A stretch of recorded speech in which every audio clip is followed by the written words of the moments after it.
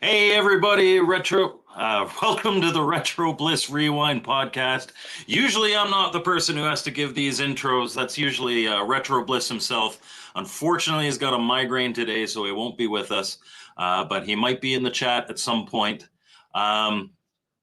We are going to be talking Atari today. We're going to be talking about what they've done, where they've been, where they're going, where we think that they should go. Recently on the Atari Network YouTube channel, there was a video talking about just this thing. And so we've got a special guest with us today, Vinny Funkmaster Vineyard. Toot, toot, baby. It's time to ride the funk train. Thank you for having me on. I appreciate the opportunity, baby. Glad to have you here. And we also have, of course, Brian from BD Retro Mods. So boys, Atari. It's always fun when we have these Atari conversations. It's always fun because you know what? The fact of the matter is we are all massive Atari fans. Yeah. And I know myself personally, I quite often get flack for being critical sometimes. And I've always been of the mindset of you can be critical of the things that you love. And in fact, that makes the things that you love better. If you don't just kind of blindly say, hey, everything's great, everything's awesome. But they have made a lot of really good moves, I think.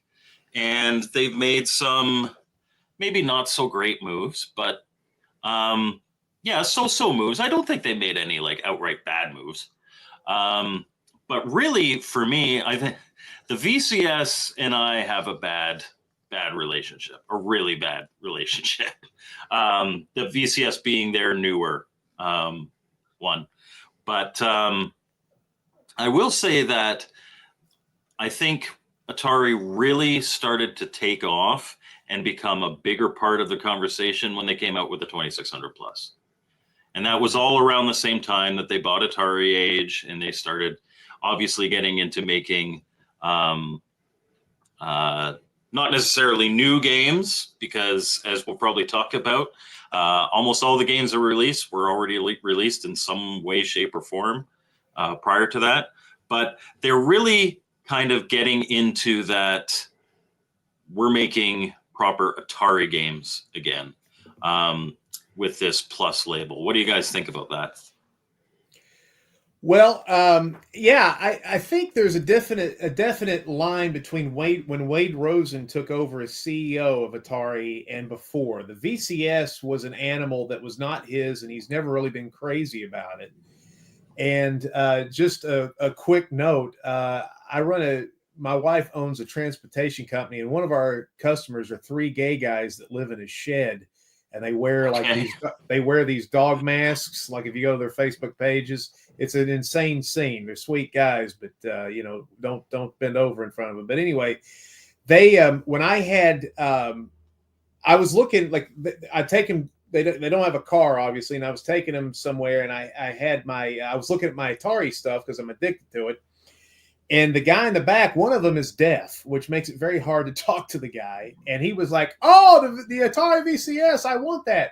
And I was kind of like, you maybe want to get a 7800 plus instead. The VCS is terrible to get out of the box. And he couldn't understand me because he's deaf. And he went and got a VCS. And I had to actually get it from him and spend about a week trying to get the thing to work. And the VCS leaves an awful taste in everybody's mouth, unless you're one of these tech guys, which I am not. Some of these tech guys can zip in, zip out. They don't care. They put their own operating systems on it. They run a computer. They run their own companies on the thing. I like the VCS because it's so quirky, and that's probably why I like Atari to begin with. But I do feel that the Atari is starting to pull back from the VCS. There's not been any AAA, if you will, like Yars Rising is a AAA game. There's no AAA games being released for it this year because Fatal Run 2089 doesn't work on the VCS too well because it uses the Unreal Engine. And so we'll have to see. It may just be an indie platform, and it may be kind of just floating around. But there's 186 games on it, or 187 games, and compared to what Atari has done in the past, that makes it, I think, the second most supported platform they ever had. So, that is true. I mean, on that, does it really count? Does it really count if they're all digital though? Not really, no.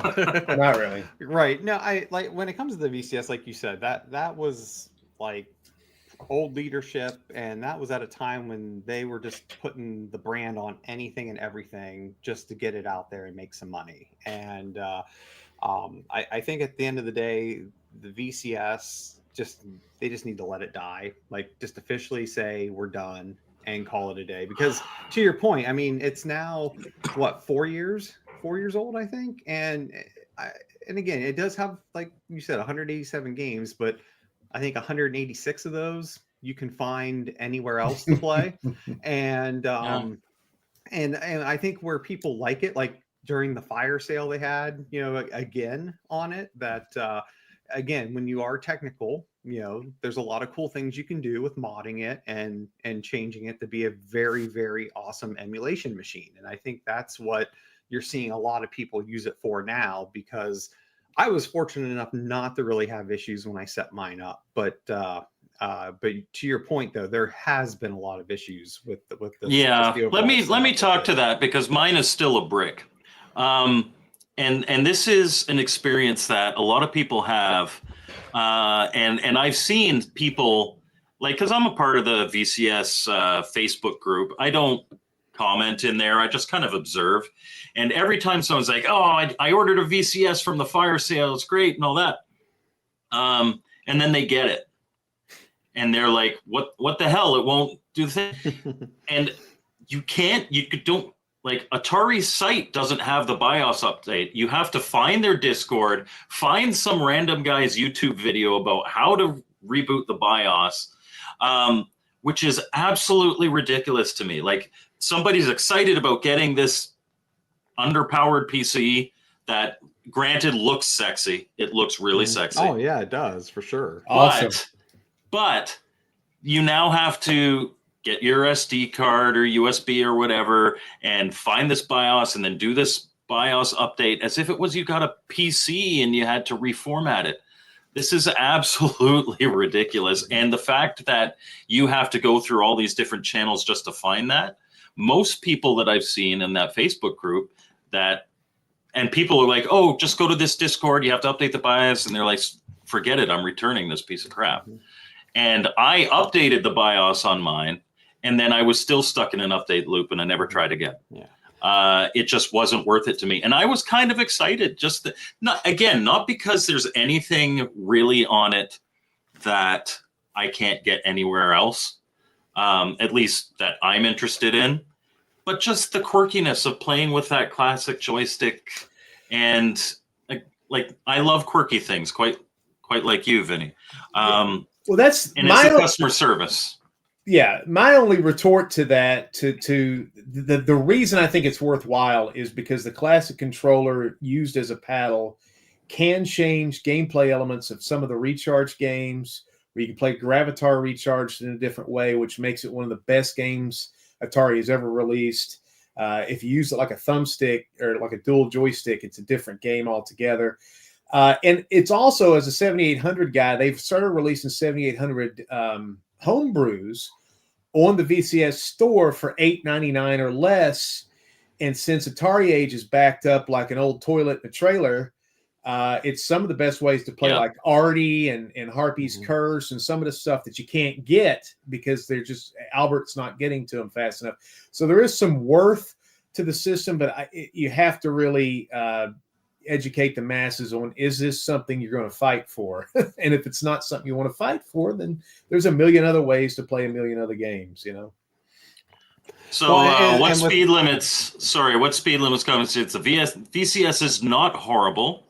I never said it was. The boot up bugs was fixed. Yes, but it's not from Atari. Yars Rising is on the VCS. Nobody said otherwise. Wow. But the fact of the matter is, I did that BIOS update. I did everything that YouTube video, and it's still a brick for me. And it really comes down to what Ivory Tower Collections is saying, is It really does seem that Atari is happy to let their public be their tech support for their systems, and that includes the Plus consoles. It's Jesse. Yeah. So, yeah. Yeah. No, I was gonna say, at the end of the day, with when it comes to my VCS, I'm at a point with it because I've already added an extra drive to it. I've put more RAM in it, and I think I'm just at the end of the day, I'm going to turn it into a Steam OS box, just to be able to get some more use out of it, because like I said, I have it, and again, looks cool, but I struggle with wanting to buy anything on it, because what happens when they do, because it's not if, it's when they do discontinue it, how soon is that store going to get shut down? How am I going to make sure I can still get those games that I purchased for them? I'm scared of that too. I is so, the thing going to work offline, Yeah. So because of that, I don't have an interest to actually buy stuff on the VCS. And so now at the end of the day, to get my use out of it, I think that's my next step, is just to turn it into a Steam OS box. So yeah, at some point I will probably try that BIOS update again. Like, as I said, I would like to play it. It's awesome. It's awesome when you get. I love it. Yeah, it's getting to that point. Yes, you have to want it. Yeah, it's like losing that chubby gut, getting those abs. It's a lot of work. Is it worth it? We don't know. We don't know. Okay, so but that was the VCS is not why Atari is a little more popular now than it was a couple of years ago. It is that Plus system. Now, the 2600 Plus, when it came out, I thought was a fantastic move. It is not compatible with everything, even after the update, but its compatibility is quite good, and they are supporting it with re-releases of some original games, as well as some homebrew games getting official releases, like the recent Caverns of Mars, and Bentley Bear, and what's the other one? There's a whole bunch. There's an Asteroid Deluxe, there's a whole bunch. Stool, Berserk, Frenzy. Yeah. And then they followed it up with the 7800 Plus.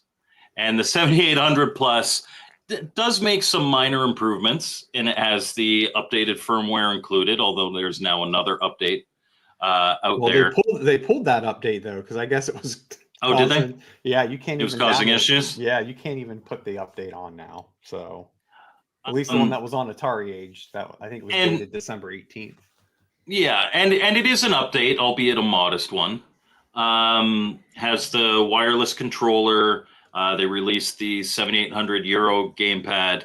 A little lackluster for what I would have wanted, but again, not a bad move. And it seems to have not sold maybe as well as they had hoped, because Brian, you just recently sent to our group that they've marked it down. Yeah, no, this weekend, I mean, it might still be that price, but when I looked at it Saturday or Sunday, yeah, Amazon had it on sale for $108. So, wow. Yeah, I mean, at the end of the day, which if you don't have a Plus system, now's the time to get it, because for $108, it's definitely worth it. Because Bentley Bear that's packed with it's a great game. I mean, but and again, where I think they made the mistake. Well, there's a number of mistakes with the Plus, but I think they made a mistake with Bentley Bear too. I made a video about it. Not to cut you off, but this is the thing about Atari, that we're talking about quirkiness. So you come out sexy, 7800 Plus, looks like the European version, has the improved European pads that all the Americans have always wanted, because the Pro line controllers were painful. So what do? They're like, I got an idea. We're going to release something that's like Super Mario Brothers. It's going to be like 1986 all over again. We're going to release Crystal Quest, Bentley Bear's Crystal Quest. Hot damn. That's going to make everybody excited. And then the only controller that you can't really play Bentley Bear efficiently is the damn European gamepad, because you have to cord the buttons to make Bentley Bear do the super jumps, and I see all over the place. I can't get past the first damn rock, and I'm like, oh my god! I was like, you got to get some other retro controller or put it in the mode where you can use an Atari 2600 joystick or use the pain line. And it was like, God, they just shot themselves in the foot, because Bentley Bear is one of the best 8-bit games ever, one of the best homebrews ever for the 7800, and they somehow dork that up. So God bless them for that. Apparently the price of the 7800 Plus is back up to 130. So maybe it was just a temporary sale. Get rid of some overstock. But I know certainly the reception is a lot more muted than it was for the 2600 Plus, which is understandable because it's basically the same thing. Yeah, go ahead. I was just going to say, we did a podcast with Silverback on his podcast, the Atari Network podcast last year, and we said the 2600 Plus is a 7800. The 7800 did not sell well, and it doesn't have great marketing because you go back to the first flashback, they tried to release it as a 7800. Nobody gave a crap because Kurt Vendel was a huge fan, God rest his soul, about the 7800, and he did he thought the 7800 could have been so much more, and he was right, because we've seen the homebrew quality shoot through the roof. However, nobody cares about the 7800 because it's all about nostalgia with Atari anyway. They want the 2600, they want wood grain, they want the joystick they remember. And 2600 is their cash cow. Yep. Yeah. And so the 7800 is just licking the jar one more time. Yeah. Well, and the problem with that, though, is the fact, and again, I said this in a podcast when we were talking about the 7800 Plus, is just, most companies, normally have, 3, 5, 10-year business plan. And so when you did the 2600 Plus, you can't tell me you weren't already thinking about this was going to be the next thing. And what should have happened is the 2600. I mean, if you were going to go this route, the 2600 Plus should have just been 2600 games. And then you would have brought out the 7800 Plus, and then it could have done both. And then I think people would have been excited. But when you already have one machine that is, in essence, the same machine, just a different shell, I mean, it's not going to necessarily make people want to go grab it. And that's where I think they made a mistake. On top of the fact that the controllers they put with it, everyone knows, as cool as like, oh, great, a Euro pad. It looks like an NES pad. It's nowhere near an NES pad. It's not a good It is pad. better than the ProLine controller, though. Anything's better than the ProLine controller. But I do think they chose the right controller to emulate. And we've talked about this before, too. I honestly believe that if they did anything to try to change that controller, there would have been an uproar. Because, again, you might not have nostalgia for the 7800. Like, I didn't even really know it existed back in the day. I think maybe somebody I knew had one and I never played it. But as a collector, like when I kind of got back into it, I was like, oh man, I need one of those for my 7800. I never got one.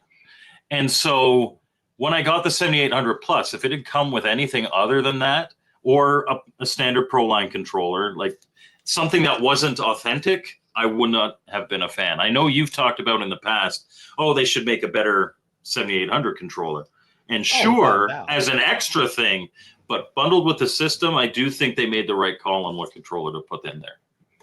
Well, but also, though, where was the quality control on it? Because Ivory Tower Collections, that's in the chat. I mean, he did a video on it. Like, it's not good. I mean, and it's not necessarily just because of the design, but like there's a big problem if you're pushing right in the direction and yet it's also pushing up and down at the same time. That should not be happening on any controller at all. And I mean, that was, I think, another issue with this release of the 7800 Plus. Where was the quality control? Same with when the 2600 Plus came out. Where was the quality control? Because we had the buttons flipped with the 7800 games. The difficulty switches were flipped. It's just what? Yeah, I mean, man. They're doing better. Wade Rosen came out and said, we're not going to win the game hitting home runs. We're trying to hit singles. And I think for the last 2 or 3 years, they've done more right than wrong. But man, it's not been flawless. Yeah, no. And like what Speed Limit says, different styles for like. And I talked about this on our 7800 Plus podcast, where for me personally, it doesn't matter. You could release a Vader Plus, you could release a Heavy Sixer Plus, you could release a Junior Plus. Go nuts. But for me, my big issue was that this was released before there's any official update patch for the 2600 Plus. Which, I don't have a problem with them releasing the same thing over and over. I mean, look at all the flashbacks and days of old. Look at all this My Arcade stuff. For all intents and purposes, it's the same package of games, plus minus a few that are released in all these different formats. They just it's low-hanging fruit. Yeah, and they're not Atari products; they're Atari licensed products. I can roll my eyes all I want at Atari energy drinks and decanters and stuff like that. I am not the market for that. Yeah.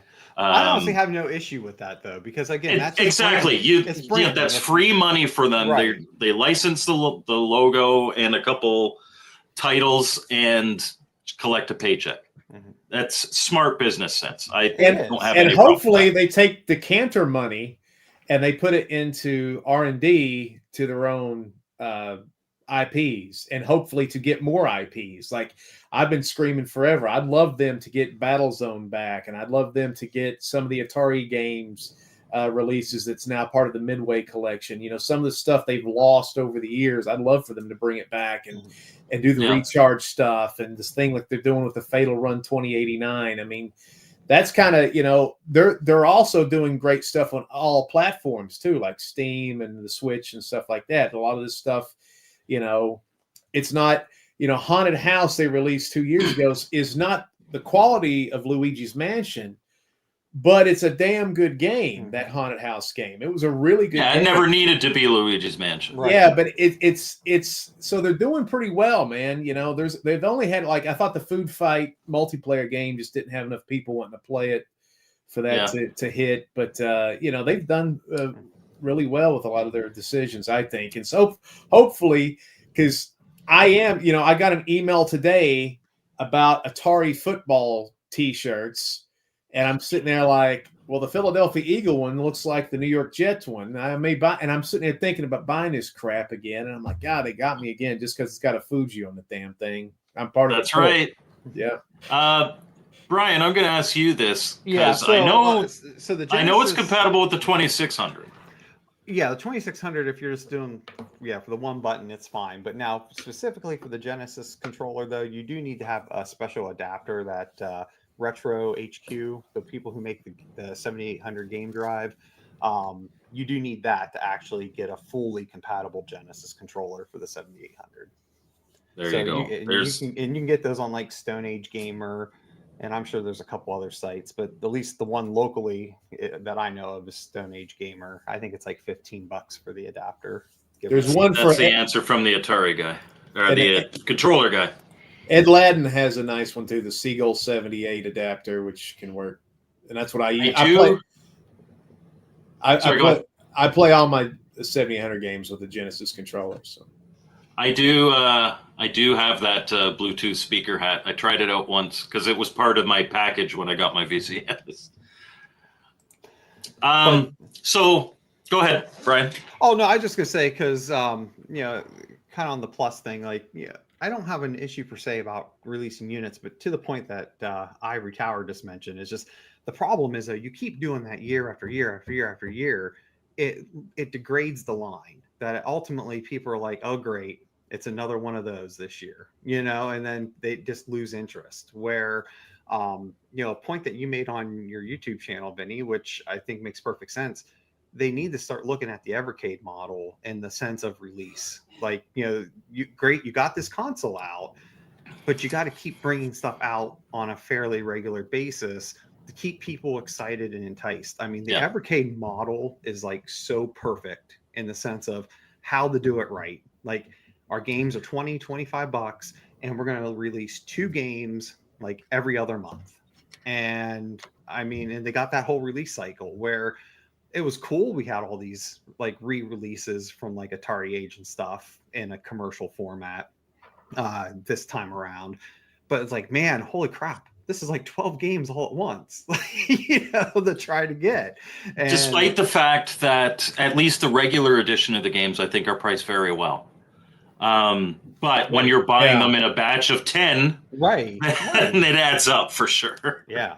Yeah, these plus lines of games they've released, I'm so impressed that they're at $29.99. And Atari Age's prices were twice that, and the packaging's pretty good. It comes with an instruction manual. It comes with a little cute little sleeve, like a little koozie for the cartridge. So I do kind of like the cartridge koozie. I do. I have to admit. They stay warm at night. They don't have to. They're not freezing there next to Miss Pac-Man or whatever. So, but I mean, that's a good lead on, because like one of the things that I feel need to happen now that we've mentioned it is just I think, with Atari owning Atari Age and knowing the fact that they were able to release all those games on time for $30 with box, manual, everything. I think we need to see more of that. And I mean, I know this might not even be a popular thing to say, but I'm just, Atari owns Atari Age. Does it not make sense to maybe start funneling more of that game production side to Atari core? And so that way we can get games for cheaper. And I think it's a win-win for everyone, because it's cheaper for the consumer, and the developers are going to likely make more because there's going to be more copies sold. Yeah, and the guys who develop these homebrews are fans. I mean, if you would have told them 5 years ago you're going to be part of Atari's official lineup. I know Bob DeCrescenzo fairly well, who's the guy that makes all, Pac-Man Plus makes all these 7,800 games. It tickled him pink. I mean, almost to the point of tears. He was so happy just to do it. And yeah, he gets a little something on the side, but it's not, he's not going to be able to buy a yacht. It is. It is modest, but the very fact that you can say, "Hey, I'm an Atari programmer." That's right. Like, it goes right with Atari. Yeah. It goes right with the Caverns of Mars 8-bit. With John Champeau. You make a great game, Atari will pick it up if it stays in line with what they think's a good game for them. And I will say, and very much to Atari's credit, I criticize Atari, but very much to their credit, their approach to the homebrew community has been excellent. Mm-hmm. They have not gone after anybody. They have not, and there are people out there selling games that are unlicensed ports of other people's games. As long as it's not Atari, they're not going to say anything. You do you, and if you get an NDA, you get an NDA. Right.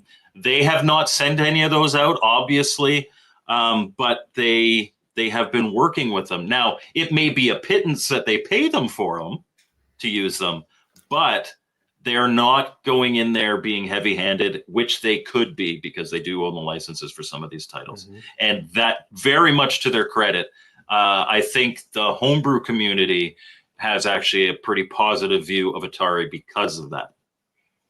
Yeah, absolutely. I mean, that's for 20 years I ran this website, and it was all about homebrews, because everybody was sick of the, everybody knew the 58 games with the 7,800. So, and the thing that I think is excellent is if you look at the homebrew libraries of the Atari machines, the 2600 and the 7800 are by far the best and most consistent. The 5200 is almost non-existent. The Lynx is really rare, and the Jaguar games seem to be, there's some good ones in there, don't get me wrong, but there seems to be a lot of weird old computer ports. Like, are you really excited to play the Chaos Engine again, and pay $70 for it? So, and nothing against those guys that program that stuff, but it seems like we've already got, and people are already in this chat talking about Atari needs to release the 5200 Plus and the Jaguar Plus. There's problems with those being released in that format. The 5200 is going to have a problem because the 5200 library, Atari owns very little of that library. It's all licensed stuff, and there wasn't a lot of games to begin with, and there's not a lot of homebrews to save it. And the 5200 got dorky controllers, and they've got the controllers that are kind of hard to replicate, and the Jaguar is still in its infancy with the emulation. So I think we're off a few years or two before we see that again. We may be surprised, but I would think that the Jaguar is more approachable than the 5200 Plus. I do too. Mostly because of the controller, but also I firmly believe that if they come out with a Jaguar Plus, it has to have an SD card slot. Original Jaguar games are so expensive now. Like I collected the vast majority of my collection like 20 years ago when it was dirt cheap. Nowadays, I couldn't, for what I paid for my entire collection, I couldn't get a system.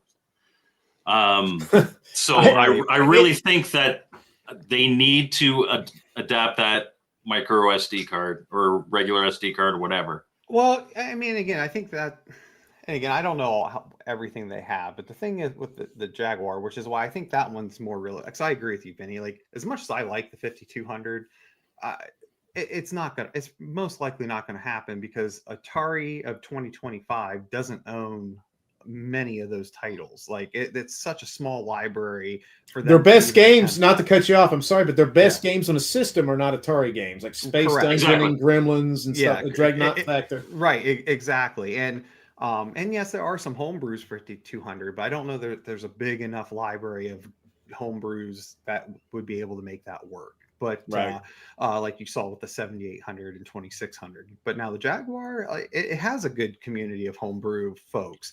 And as is mentioned here, they could re-release carts, but again, I don't think they have the rights to many of those games. That's right. I think not the good ones.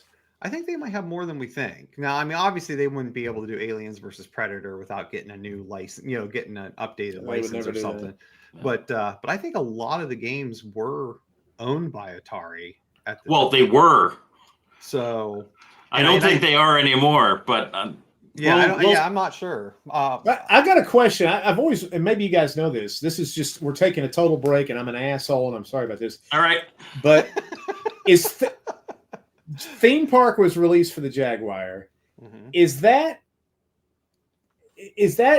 affiliated with Roller Coaster Tycoon? Was like the beginning, or is that just two totally different franchises? I always thought that they were associated because like even the font is similar, and I always thought that it was like the same thing and just named something different for the Jaguar, but I could be completely off on that. Yeah, I don't know. Yeah, I was gonna say I'm trying to do I appreciate that. Thank you. Put a screeching halt to this rapid fire podcast with a stupid idea that it always bothers me too, because I'm like, is Roller Coaster Tycoon and Theme Park the same thing? I don't know. Well, while Brian checks it out. No, they were. I was just going to say, it looks like they were developed by different companies. Okay. So, okay. Yep. So Retro Bliss mentions, and this is something that I'm big in the intellivision community. Mm-hmm. And the thing is that Atari does, and somebody else mentioned it here as well, Atari does own a decent amount of the intellivision library. Again, Intellivision's one of those systems where the majority of the best games for it weren't Intellivision games. There was definitely a few, but like Burger Time isn't Intellivision. But the question for me has always been, is there a big enough community behind Intellivision to support the release of an Intellivision Plus like there is with a 2600 Plus? What do you guys think? What if they did something, and this would be sexy as hell. What if they did something with Amico? They re-released like the Amico line that was supposed to come out. Oh, that would not be good at all. You know what, Vinny, you're a guest on this podcast, but you're out. I have to say, on behalf of the Intellivision community, we are glad to not be associated with Amico anymore. And I don't think Atari should be releasing any Amico games. That is my personal opinion. So to answer your question, though, I think there's some validity for it. And the thing is, like, yes, like, obviously. Thank you. Wait, sorry. Yes, it drives me nuts when people say Jaguar. It's Jaguar. Or if you want to be a Brit, it's a Jaguar. But Jaguar, just Jaguar. What do I say? No. I gotta. You say Jaguar. I let it fly from you. I'm from 'Cause you're a guest. Baltimore. I got a crazy act. I got a weird. Like I lived in Tennessee, New York. I played music with a bunch of black music. Everything coming out of my mouth is just all sorts of quirky, weird ways That's to pronounce okay. things. I tease these guys because a lot of Americans I know say jaguar. Well, I'm an actor too, and I was doing a TV show. It was one of these crime TV shows, and I was doing my lines, and the director came up, and he was a real nice guy, and he goes, "You're doing an accent, and is there any way you can not do the accent?" And I was like, "This is the way I talk," and he was like, "Oh, then never mind. If that's how you talk, then I thought you were trying to sound like something." And I was like, "No, this is crap that comes out of my mouth." So Ivory Tower, they own the Intellivision IP of games, but they also own the Intellivision IP. So I do believe that includes the GROM file, the exec file. So they could do an emulation box, as far as I know. But no, I think where I was starting to go there was that I think it would be smart to bring it out. Like, even though that, yes, there's a bigger fan base for Atari, I think this is a good opportunity to get people into Intellivision and to see what's there. Hopefully. And especially if they can partner with maybe some of the bigger homebrew developers of Intellivision. I know for a fact that provided you can get JLP support, which most modern homebrews utilize JLP, and it is possible even on an emulation box, that there is at least one. Like, I know Electronite, and I would consider the gold standard of Intellivision homebrew. They're great. They would love to work with Atari. And they would love to share any knowledge that they could to help make an emulation box possible, for the very reason that it means they probably would sell some more homebrews. I was going to save this. I thought you guys had me on, but I do think the Intellivision Plus is in the future of Atari. That was something that we were talking about on the last podcast. We were talking about. I was like, that's the sexy pick, because last year, you look at what Atari did. We had a year-end awards thing that nobody gave a crap about, not even us, but we gave out these awards to these categories. And the biggest surprise of the year really was the 8-bit mini. That came out, the Atari 8-bit mini came out of nowhere. Nobody saw that coming. And that's the cool thing about Atari right now, is you have no idea what is coming out. Mm-hmm. And so the Intellivision Plus, I think, would be ingenious and also probably expected, because they haven't done anything with them. They just released one in the VCS store. They've released one Intellivision game, which was the Atari version of Dungeon Stalker, Night Stalker. They really, and that's all they've done really with the VCS. Well, on the end network games, I guess, with the plus the compilation thing. Yeah. I don't know if this helped my mic. I made an adjustment there because I saw someone said my mic was quiet. Yeah. But no, I think it's smart, because the reality is, coming into 2025, it has to be a new console. Like, I just don't feel it can be another rehash. So either give us an Intellivision or give us a Jag, one or the other. And here's my thought: is if it's going to take a little more time to do that, come October, November, just release a few more really good homebrews, like stuff that people really, and just get through that season. Like, you don't have to release a console this year if it's not going to be ready. Right. Because Atari's biggest problem has been twofold. It's been quality assurance, and it's been customer service. And so those two need to be right. They're getting a reputation for, hey, all these cool products, but you have to wait super long for it. Or it comes and then it needs to be updated right away. Or it has, so if they could get that kind of sorted and just no nonsense, clear that kind of palette, and then start releasing stuff that is blowing everybody away. Like, I know, at least for the Intellivision community, an Intellivision Plus would be a huge win. Casey himself would buy 10 of them. Casey the Casey Intellivision. I looked to buy stock in Atari at that point. So Casey's gold. That's Well, right. Terrible joke. No, I would like to Here's- see. Oh, sorry, go ahead, Brian, and then we'll move on to this. Yeah, no, I was just gonna say, because again, the old hardware is aging. Like it's not getting any younger. Yeah, man. So I mean, man. these Intellivisions are going to be breaking just as much as our old Ataris, and they already are. And they already are. And Yep.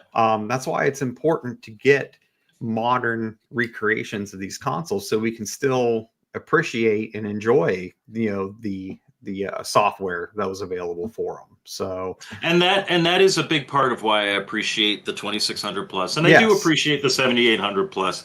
You know, don't get me wrong, I may be critical about the environment in which it's released, but I have no problem with the system. Talking about this here, FPGA, we've talked FPGA on the channel a few times, and I think that the only way a second gen FPGA works is if it is a combo system, meaning that you'd have like a 7800 slot that also plays 2600 games. You have a ColecoVision slot, you have an Intellivision slot. Hey, if you're being really ambitious, you have an Odyssey 2 slot. If you can combine those, then that helps justify the cost of an FPGA, which is going to be, FPGAs are prosumer. There's not so much you pick them up at Walmart and or Best Buy or whatever. No, I fully agree. If they're going to go, FPGA, it has to be a multi-console thing, kind of like how the analog pocket went. I mean, I think that's the only way it can be a successful endeavor for what they're going to have to charge for a price. But then you're also going to have a community backing it, because that's kind of like what you have with the analog pocket now. Like Analog did those initial FPGA cores, but they purposely had another core in there for folks, for the indie community, to literally make their own, things for it. And like you got to side load the thing, and then you've got everything. Right. So I mean, if they go that route, I mean, again, for all of us diehard fans that are watching, we would love to have an FPGA console. I just think in the bigger business sense for consumers, I don't know that it's fully necessary, especially when you talk some of this older stuff. Now, again, I want to be able to use flash carts, just like probably everyone here would love to use flash carts. And probably the only way we can do that is having a non-emulation system. Yeah, but the reality is, though, I mean, what is that sweet spot that, you know, the Joe Blow consumer is going to be willing to spend? Because obviously Atari's in it to make money. They can't lose money. So, I would love to see it. I just don't know how realistic it is for these older consoles. I think, because like we even saw with the Chameleon, right? I'm sorry, not the Chameleon. That was horrible. The Phoenix. Yeah, the Phoenix. It just costs so much, and at the end of the day, they're not making another run. Now, highly desirable, but highly desirable to a much smaller market. Yes.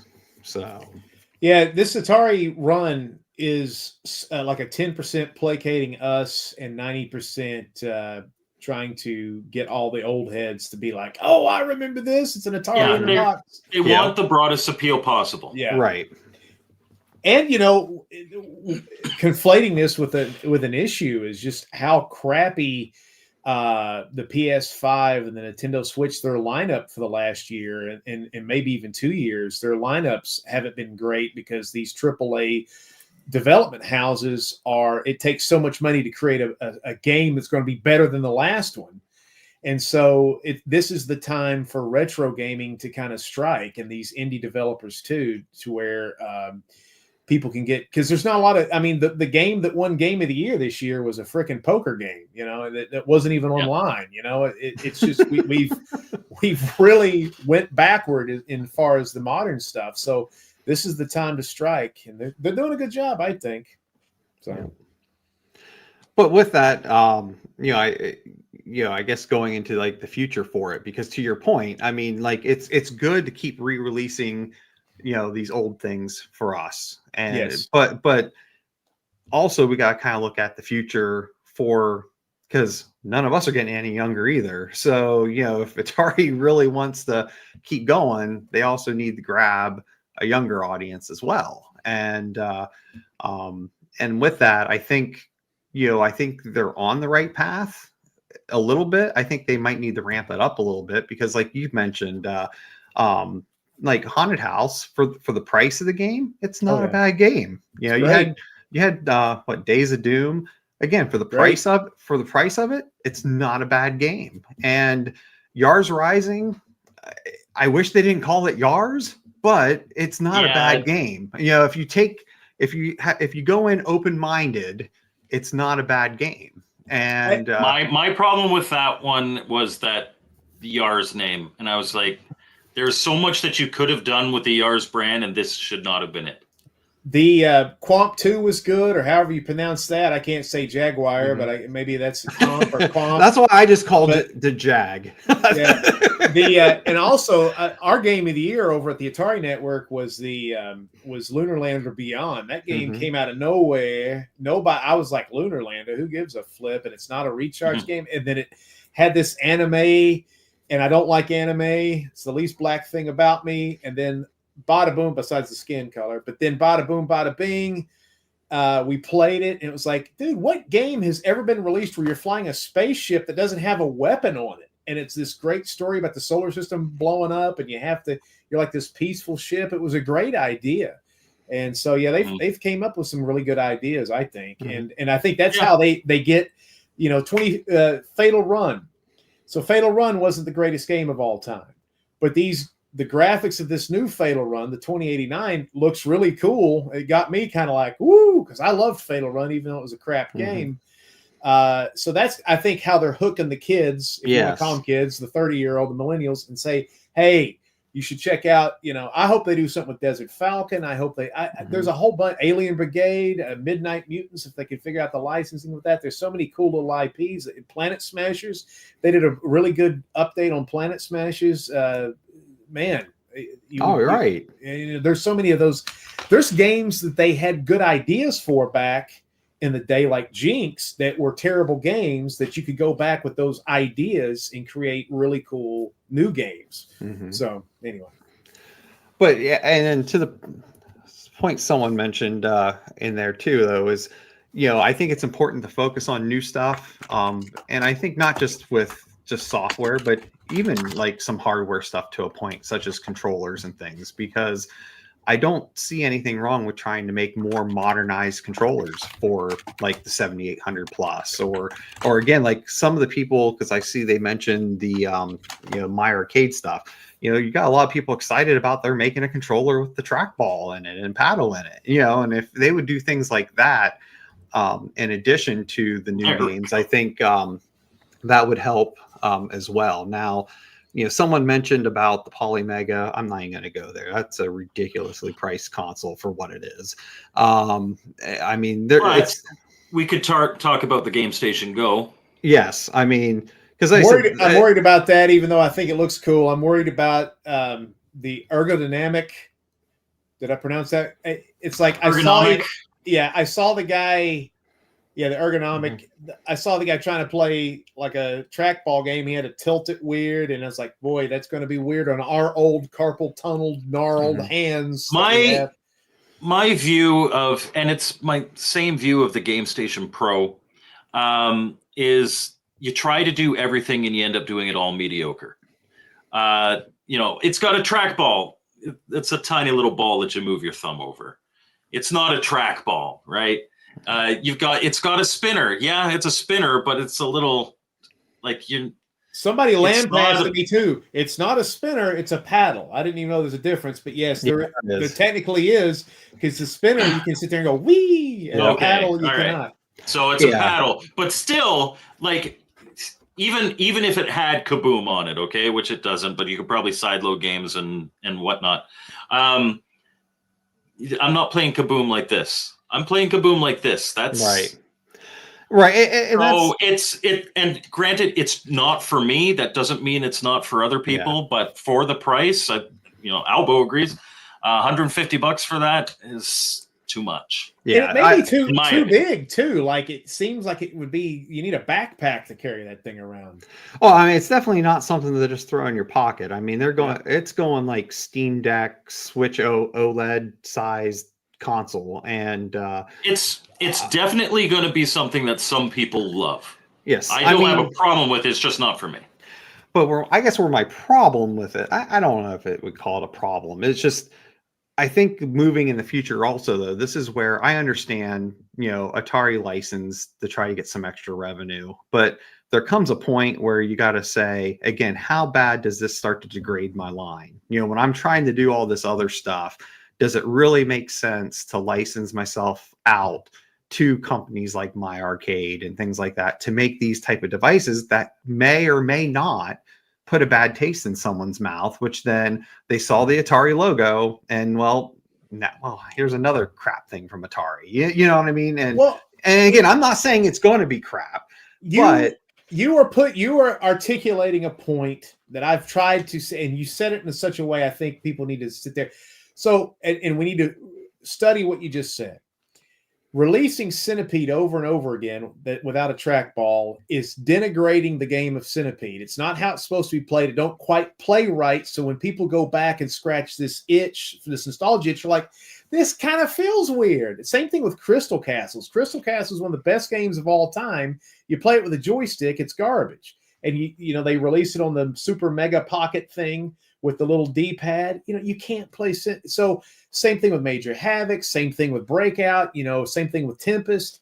So when you go into this stuff, Millipede, the whole bit, you're constantly reinforcing that these games aren't as great as they were because you're not actually, they're emulation, which is a little off anyway, but then you're also controlling it with something that wasn't designed for. And so, yeah, I think that's a great point. And again, you're going to get even now with this game, this Game Station Go, a marble to control Centipede and a tiny little button to control Tempest is not the same thing as and it scratches an itch and it's better than a joystick probably, but again, it's not.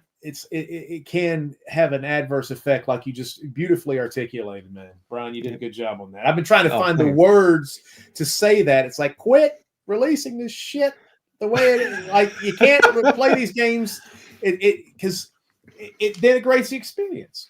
Right. One of the things, it's quite like all the different flashbacks. And my dad bought one of the flashbacks. So my dad was like an Atari guy since 77, like when it first came. And that's where I got it. Like, I played on my dad's Atari system when I was a little kid.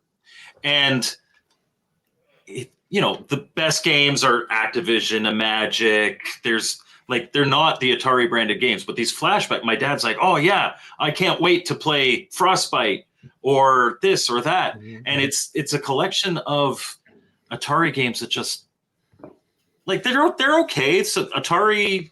Some of the Atari games are great, but it's not the games that you really want. And so you get the flashback. You're like, oh, yeah, okay. 2600 wasn't as good as I remember. And they always, to me, it'd be like, you know what? Nobody needs to play like Street Racer. Let's not include that. It's something we own. It's not, nobody's going to be like, I got crap for giving Street Racer a 5 out of 10 in my mini review on Sunday.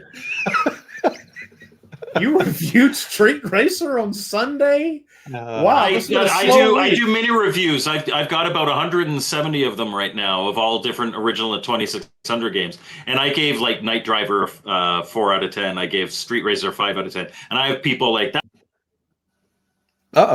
Yeah, man, Night Driver. I'll tell you something. I do a series of videos called the Top 100 Atari games, and my partner I did it with insisted that Night Driver is in the top 100 games. But I was like, okay, I'll let you have that one. But yeah, I agree. Night Driver to me wasn't the. But I guess the guy I do the show with is actually controlling this podcast, and he cut his throat there. It looks like he's coming back. But hey, you hear me?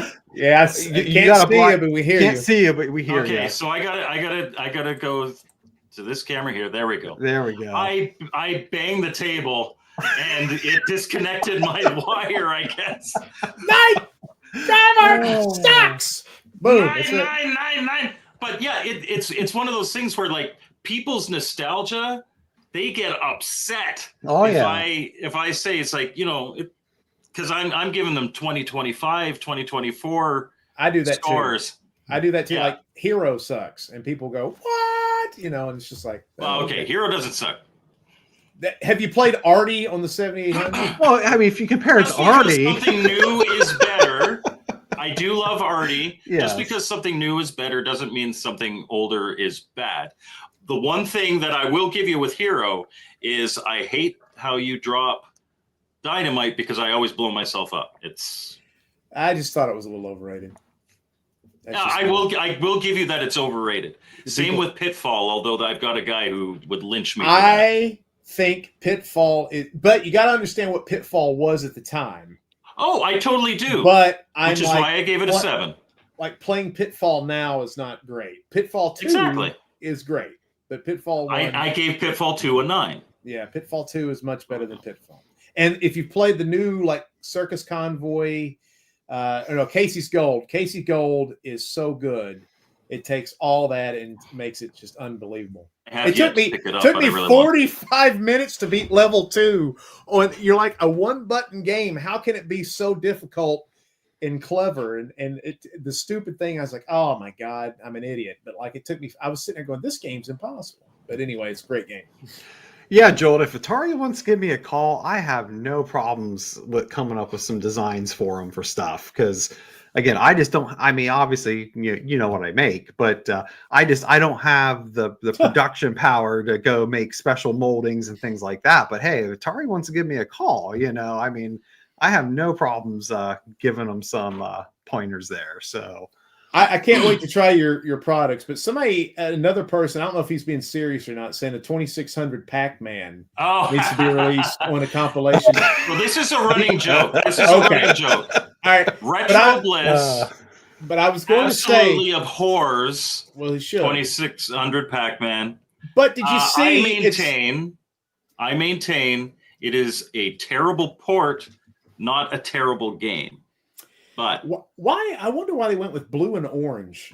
I can tell you why. So back then, Atari had a very, I don't want to say strict, but they had a policy that black backgrounds could only be used for space games. So this has never been officially confirmed because there are non-space games with black backgrounds. It may have been an individual exec that gave that. But Todd Fry has specifically said that. But it has never been proven that it was an actual policy, but that is. Do you know the game would have looked if it was blue on black? It would have looked okay. It would have looked okay. It looks like the Florida Gators designed it or something. But I was going to tell this guy if he really was a mark for the 2600 Pac-Man that it's being released on the Game Station Go. Can you believe that? Yes. That's the joke here. Okay. All right. So I think that's great. I will admit, Pac-Man 2600 was my introduction to Pac-Man. I played that before I played the arcade. So I've got nostalgia for it. I know it's not a great port. It's compared to the original. Obviously, you're going to be disappointed, but I don't think Todd Fry owes Bliss any money. They gave him an eyeball. What is that? Yeah, well, he's got to see. He uses sense of smell. He needs to really see because the ghosts are flickering so much he might miss them. That's true. He needs to eat his carrots before he plays that game. All right, guys, we are just about at the end of the podcast here.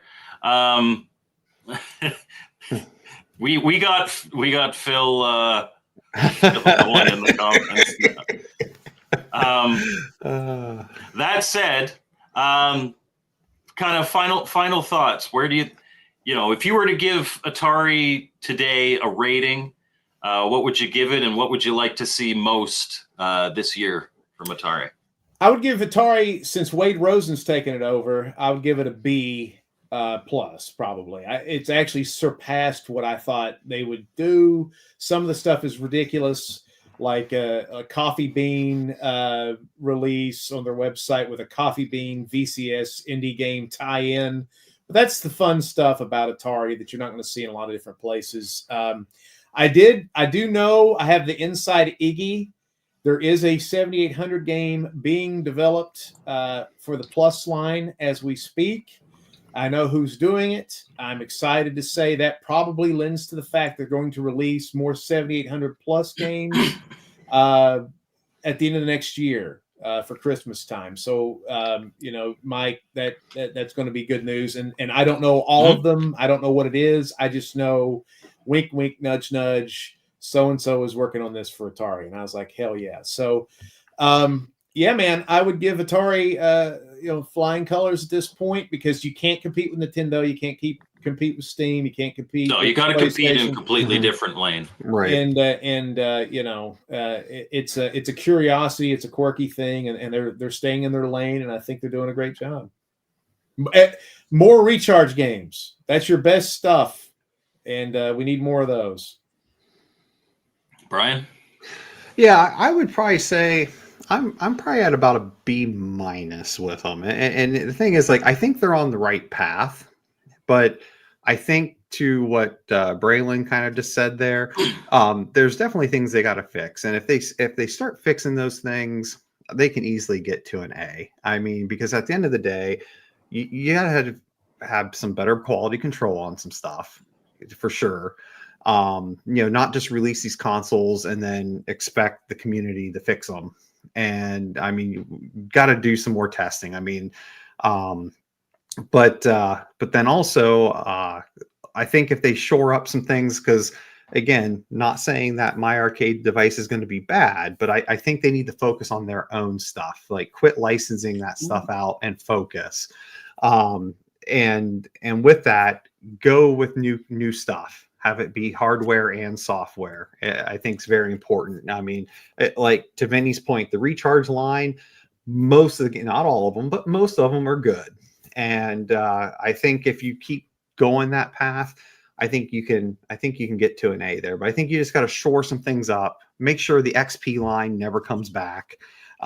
Just different things with that. I think if they can shore those things up, I think it can easily be an A, because they're not going to compete against Sony. They're not going to compete against Nintendo, and they shouldn't. I mean, they need to run their own course, but it just has to be just a little tweaked, yeah. But they're definitely better than what it's been.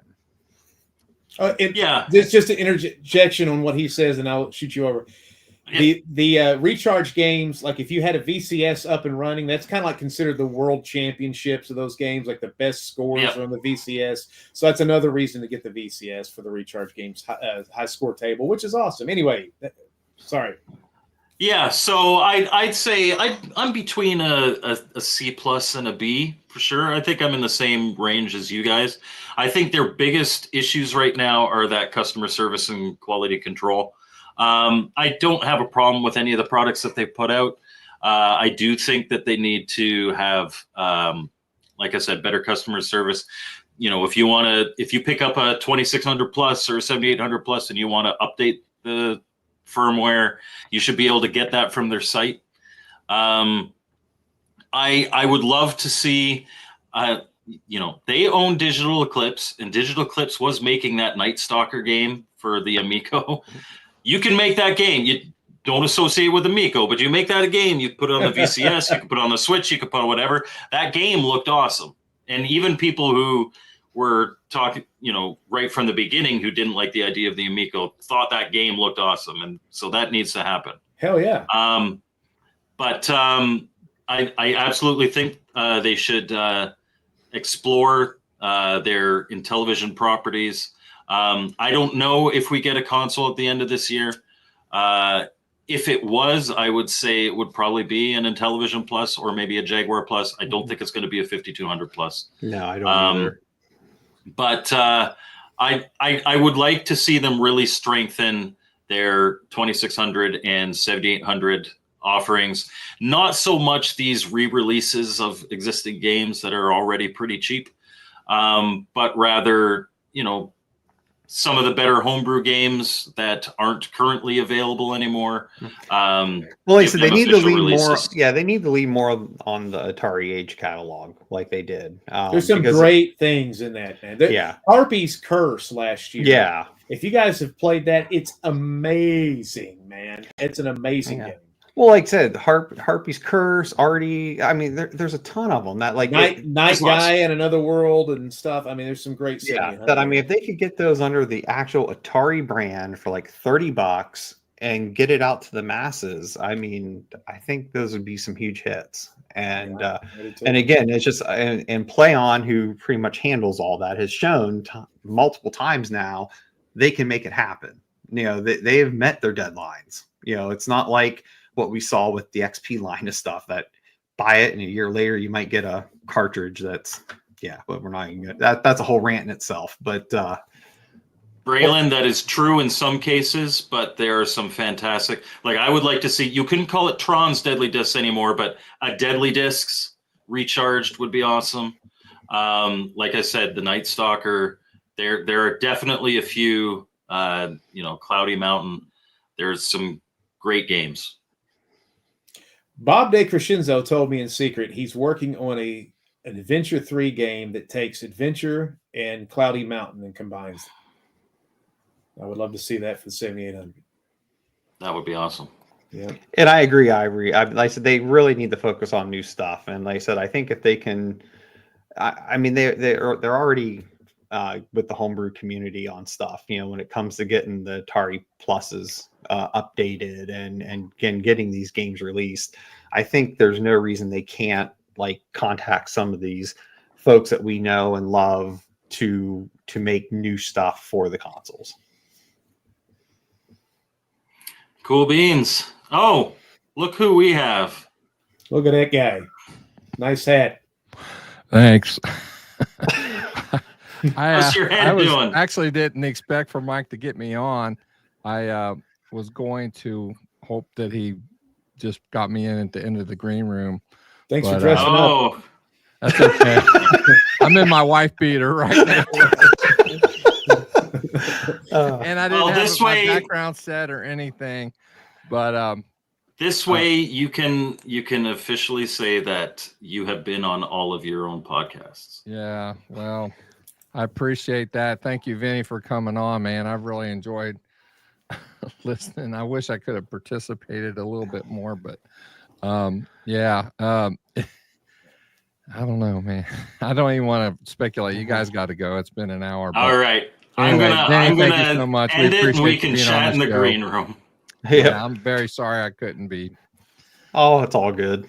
All right. Thank you, everybody, for watching. Yay, we got Retro Bliss on for even just a little bit. But, we'll see you next week, guys. Bye. Yep.